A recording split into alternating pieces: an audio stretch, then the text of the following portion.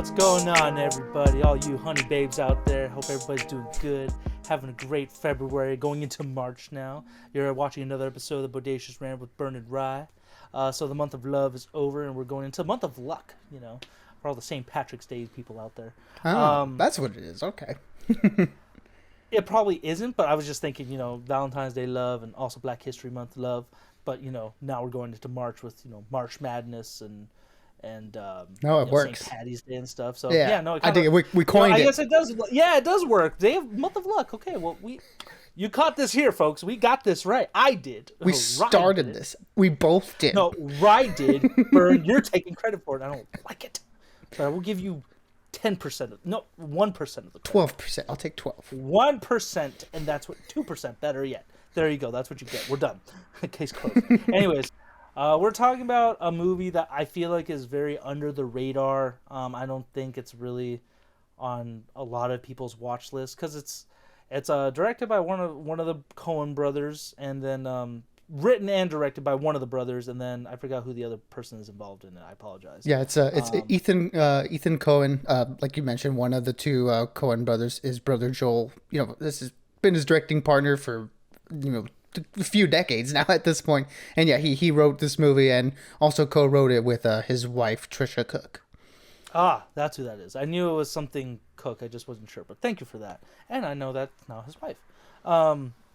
And so if you're a fan of like the Lebowski movie, like what else have the Coen Brothers? They did the True Grit remake. Mm-hmm. Lebowski. I forgot what else. They're a pretty interesting collection of work, very like witty, stupid comedies, but also very smartly written in a way. Yeah, it could go from like dark, like No Country for Old Men, to something stupid like The Ballad of Buster Scruggs. They're very varied in their filmography. Yeah, they have range. How actors have range, they have range in writing and stuff. So that's totally fair. But we are talking about the latest movie. I think the first leading movie for Margaret Qualley, but also a bigger character for I apologize, I'm going to say this name wrong, Geraldine Viswanathan. I'm sorry if I'm saying that wrong for those who like her. But this is the newest movie, Drive Away Dolls.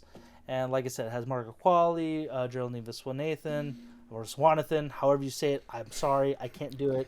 But it also has it has a really solid cast of characters too. Mm-hmm. Like it has Matt Damon in a small role, Pedro Pascal, Beanie Feldstein, aka Jonah Hill's sister, Coleman Domingo, Miley Cyrus, Annie Gonzalez from one of my favorite movies of last year. I didn't really talk about it much. It didn't make my top 10 or my honorable mentions, but it was that Flamin' Hot movie about the guy who invented Flamin' Hot Cheetos. Mm-hmm. She was really good in that movie, and that was a solid film. So definitely recommend that one too. But as always, everyone, this is a newer movie, so that means no spoilers. So we don't want to ruin it for you guys, whether we like it or hate it. So for those of you who like this video, please give us a like. Thumbs up is always nice and helpful. Don't forget to ring the bell for notifications, and of course, subscribe. We just hit 100 subscribers, guys. I know it doesn't sound like a whole lot to you, but to me and Bern, it does mean a whole lot, and we do appreciate you all. Let's keep growing the ranting community. So feel free to share with friends, family, and stuff. I try and keep my language down to a minimum because I know I'm the one who usually swears. So if you have children, just bleep me out or earmuffs it for them. That's all I can say. Or maybe I'll just start incorporating a beep button where it's gonna be like beep beep beep beep beep beep, like Morse code. We'll start a swear jar too. Make some money off of it. I'm not doing that. No, then I'll definitely stop swearing at that point. So this is a movie that takes place in. Was it it was the 90s, the 90s, right? Yeah. Yes. Okay. This movie takes place in the 90s, which I thought was a pleasant change as well. A lot of throwback to the 90s in the last couple of years. I'm digging it, just because that's our generation. So that means we're the old ones. Yep, we're the old ones now. And these two good friends, both lesbian friends. They're kind of at different points in their lives. They're like, you know what, we need to get away from everything. We need a vacation. They end up renting a car to go down to Tallahassee, Florida. And in doing so, they unwittingly take a car that has some precious cargo to some very sketchy people. And, that kind of like road trip mystery comedy story, essentially. And, yeah, so going into this with a Coen brother being attached to it, I was kind of hoping it would be like almost like a female Lebowski, just because Margaret Qualley's character is that kind of like quirky, very interesting and complicated character with a really heavy Southern accent. While she's very playful and promiscuous, she's also very loving and caring, almost like a grandma. The way she talks and says some certain things, so it's kind of funny how that works. And then so she did great in it, and Geraldine Viswanathan. Again, I could be saying that wrong. I apologize. I gotta stop. She's a very uptight character, so you definitely get their almost like dual personalities. But overall, I thought it was okay. I think they did a great job. Margaret Qualley was the star. I think without her, this movie would not have been as funny or as like had that energy as it would have. But yeah, before I finish up with my final thoughts or whatever, Burn, before I lose myself, what did you think of this movie? Yeah, coming in, I was definitely expecting it to be somewhere along the lines of the Coen Brothers' more lighter affairs. Very much on the side of, like you mentioned, Lebowski or Burn After Reading, even some elements of Buster Scruggs. Since from the trailers, this looked to be a little bit more on the campy side. And it definitely was a lot of those things, a lot of elements from those movies for sure, where you have sort of these really sort of fun and dumb characters caught in a very like weird situation that they have no business being in, and that is definitely the case with our two central characters, as you mentioned, played by Margaret Qualley and Geraldine Viswanathan. Now I'm the one doing it. But yeah, so like you mentioned, they both have the two very different personalities, and that makes usually for a very fun buddy road trip movie. And I think for the most part that's the case here. The movie, I think, does a pretty good job of having these two characters interact and play off of each other, and the two actresses do a very good job of that. Where you have Margaret Qualley really leaning into the sort of Southern belle, Southern hospitality, really fun and out there character, and like you mentioned, she absolutely kills it, and it's a role I've been wanting to see from her for a while now, since she's been in a lot of more supporting roles in the movies lately, and it seems like now she's kind of taking that next step into being a lead, and I thought she did a really good job in this one, and what better than a Coen brother movie, for one of your first starring roles. So I thought she did a really good job with it. Geraldine, I would say to a little bit of a lesser extent.